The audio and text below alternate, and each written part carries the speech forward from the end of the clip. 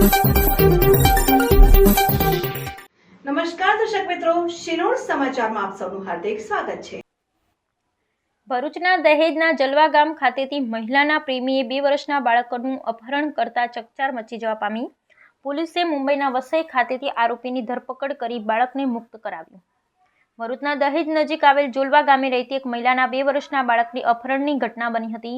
આ અંગે તેઓએ દહેજ પોલીસ મથકે ફરિયાદ નોંધાવતા દહેજ પોલીસ દ્વારા ગુનાની ગંભીરતા સમજી વિવિધ ટીમો બનાવી તપાસ શરૂ કરવામાં આવી અને પોલીસને હ્યુમન ઇન્ટેલિજન્સના આધારે બાતમી મળી હતી કે આરોપી મહારાષ્ટ્રના વસઈ ખાતેથી બાળકને ટ્રેનમાં બેસાડી ત્યાં લઈ ગયો છે, જેના આધારે પોલીસે એક ટીમ મહારાષ્ટ્ર વસઈ ખાતે રવાના કરી હતી।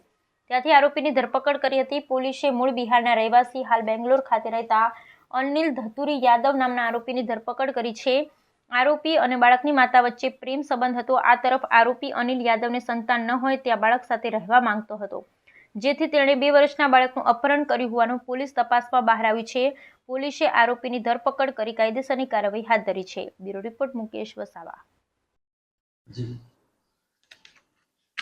ગઈકાલે વહેલી સવારે ભરૂચ જિલ્લાના દહેજ પોલીસ સ્ટેશનમાં એક ફરિયાદીબેન સરિતા દેવીએ આવીને પોતાની ફરિયાદ હકીકત જાહેર કરેલી કે પોતાને 2 વર્ષનો એક દીકરો છે અને એક અનિલ નામનો ઈસમ પોતાના દીકરાને પોતાની જાણ બહાર અપહરણ કરીને લઈ ગયેલો છે, એવી ફરિયાદ હકીકત જણાવતા દહેજ પોલીસ સ્ટેશનના પોલીસ ઇન્સ્પેક્ટર શ્રી એસપી ઝાલાએ બનાવની ગંભીરતાપૂર્વક નોંધ લઈ પોલીસ સ્ટેશનની જુદી જુદી પોલીસના માણસોની ટીમો બનાવેલી અને આરોપીની શોધખોળ માટે મોકલી દેવામાં આવેલી।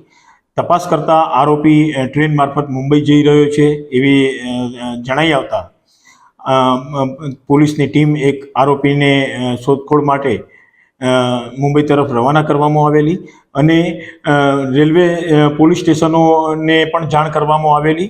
તો એ દરમિયાન વસઈ ખાતે આ આરોપી રેલવે પોલીસ દ્વારા પકડી પાડવામાં આવેલો હતો અને ટીમના પોલીસના માણસો દ્વારા આરોપીને દહેજ પોલીસ સ્ટેશને લાવવામાં આવેલો હતો અને એના આ જે અપહરણ થયેલું હતું 2 વર્ષના બાળકનું એને મુક્ત કરવામાં આવેલો હતો। એનું મેડિકલ પણ ચેકઅપ કરવામાં આવ્યું હતું।